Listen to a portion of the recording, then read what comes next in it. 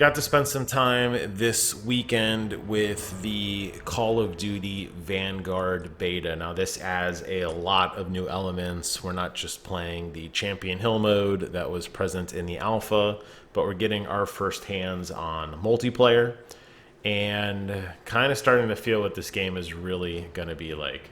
I have been very clear from the beginning of this. I am not a fan of this game, and this multiplayer did nothing to convince me of that. There are a lot of issues with this game, and I'm going to chalk a lot of them up to the fact that we are still in beta. So I'm going to say that there's a lot of pop-ins and graphical polish that is missing because this is a shorter file size, a smaller file size. It's only like 9 gigabytes.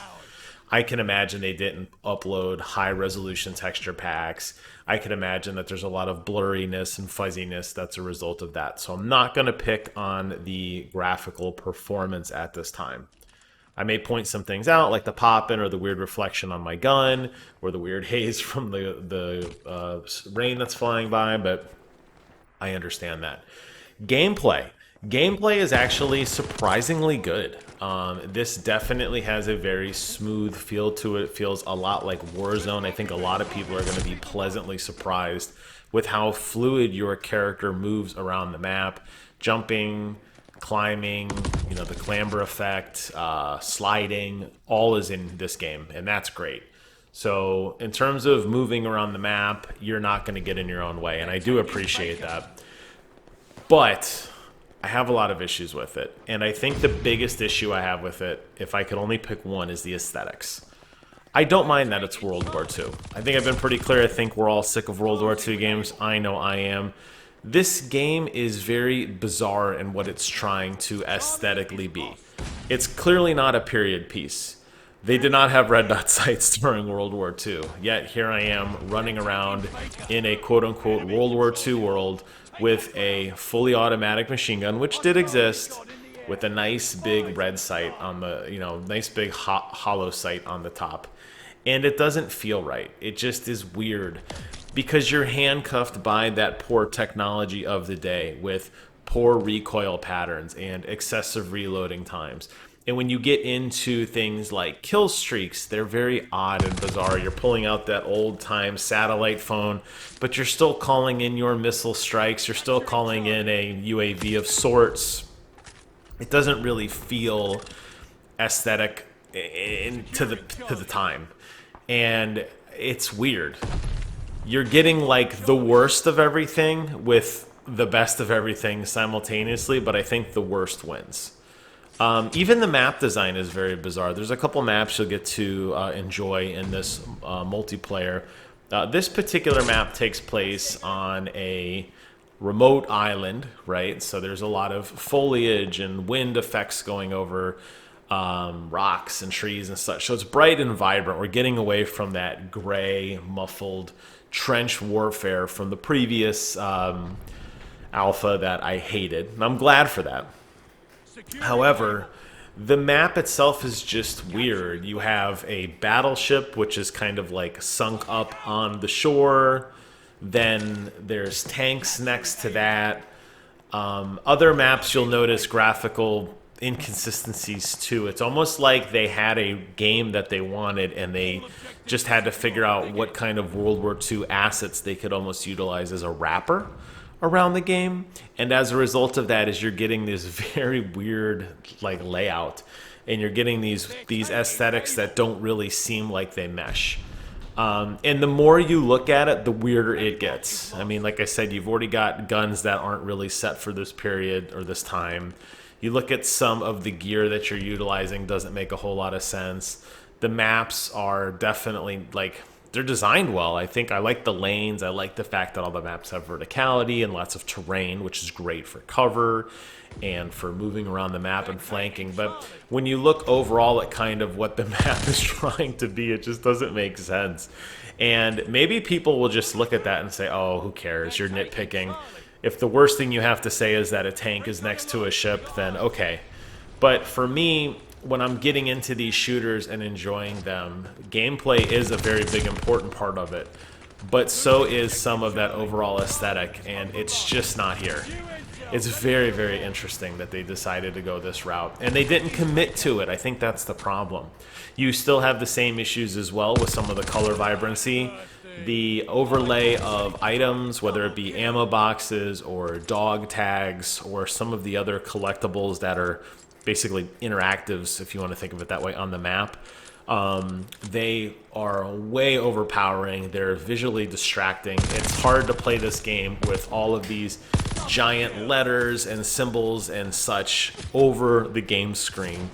It's very, very stylistically baffling that they went this route. I mean, look at how vibrant that A, B, and C is compared to some of everything else. Even I'm sitting here trying to call in my missile, and I'm clearly reminded that we're at A, B, and C. Got it. You'll notice here in a minute the ammo boxes are the same thing. The dog tags are just baffling. There's just so many overlays on this. And I'm sure this is stuff that could potentially be fixed. Again, this is a beta.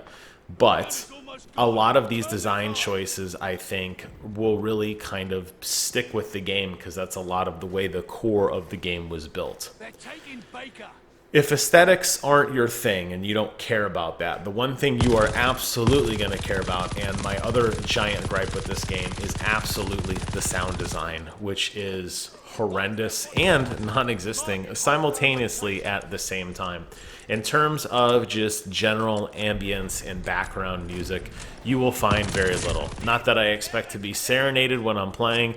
As a matter of fact, most of the time I turn that stuff either to very low or completely off because I think it gives you a little bit more of a competitive edge when you can hear the game better. However, the music you do hear is very muffled and quiet, and that is coupled by the sound effects, which are incredibly muffled and quiet. So much so that as I'm walking around on this map and it's raining, I never hear the rain. I never hear the wind. I do hear my footsteps. Sometimes I hear enemy footsteps, and I definitely hear my machine gun. The machine gun itself, and I'm using this big, heavy kind of LMG because it's slow, it's lumbering. I'm not trying to play twitchy. I'm trying to absorb some of the level design, so it works out well for me. It doesn't sound much different than a smaller SMG or even a pistol. There's no oomph in this, and I'm playing with my shit hell 2s. I'm playing with my Sennheiser high-end stuff. This game should sing. I should be feeling these things blasting in my ears. My head, my eyeballs should be shaking when I'm laying out some fire in this gun, and I'm not. This could be, again, coupled up to the same issue of the fact that it's a beta, so they didn't feel the need to basically upload all the assets in the game. So maybe they're gimping out and they're only uploading like a quarter of the sound files, or they're maybe putting in low quality sound files to keep the download size small. I'm not sure. But it just doesn't have that same feel in like Modern Warfare when you look at that really rich sound package that they offered.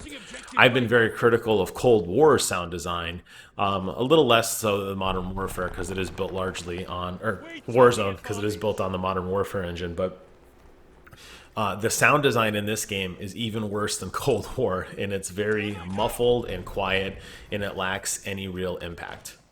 Maybe people are going to be so excited for new Call of Duty game they're not going to notice that, but if you're like me and you have higher end stuff and you want to appreciate a really good sound design, you're not going to get it here. This machine gun that I'm shooting, while it does feel good in the hand, with the DualSense controller, it still has the adaptive and the haptic feedback on the triggers, and the vibration does feel very smooth and satisfying. The sound does not. So when I look at this game as it stands now, and I think of all the great shooters that hopefully we're going to get by the end of the year in Battlefield 2042, and most, for me at least, in Halo Infinite, I struggled to look at what this game is really doing. And all they're doing to me is they took a tried and true game system, obviously, I think Call of Duty, the most polished first-person shooter ever. They put a very weird aesthetic wrapper on it from World War II, which they didn't fully commit to because they have some modern weapons, some older weapons. They've taken a very interesting approach on map design on top of that. And then you couple that with horrible sound design, and that is what this game is. I don't know where they can fix this stuff unless, like I said, they start to update some of this and we get a little bit better sound in the future. And the map design, I think, is done. That's where I think I struggle with the most. You'll also notice there is quite a bit of popping, like up here, this shack on the cliffside, or boat, I'm not even sure, or tank, I'm not even sure what that is. This is just unacceptable. I mean, look at this. To the point that I can iron sight and actually pull it out and push it back and make it vanish. There's popping all over this game. I don't know. I don't know, guys. I don't know if Call of Duty is hurting from COVID like everyone else, and they just felt like they weren't ready to release something, or people are just, you know, so happy that we have a new Call of Duty game, they're not going to care. But this isn't it. I just, the more I play it, the more I look at it, the more I think about it, it frustrates me because this could have been something special. Of course, you know, they just don't know what direction they want to go. So major thumbs down for me on this experience. I'd like to hear from you guys in the comments below. Let me know what you think. This is available, by the way, on PlayStation and Xbox and on PC, all platforms. I suspect some of the minor graphical hiccups may be polished in the PC version, although that pop-in issue you just saw is definitely not a limitation of PlayStation processing power and more of a limitation of just shoddy design. I don't know, guys. I would steer clear of this one, or at least wait until it comes out in a full version. Maybe we're just being limited in what we're seeing. I don't know. But as soon as I finish this match, I promptly uninstalled, and I have no desire to go back. Thank you guys so much for watching. Hope you found this first look informative. Take care of yourselves, and until next time, I will see you guys on the other side.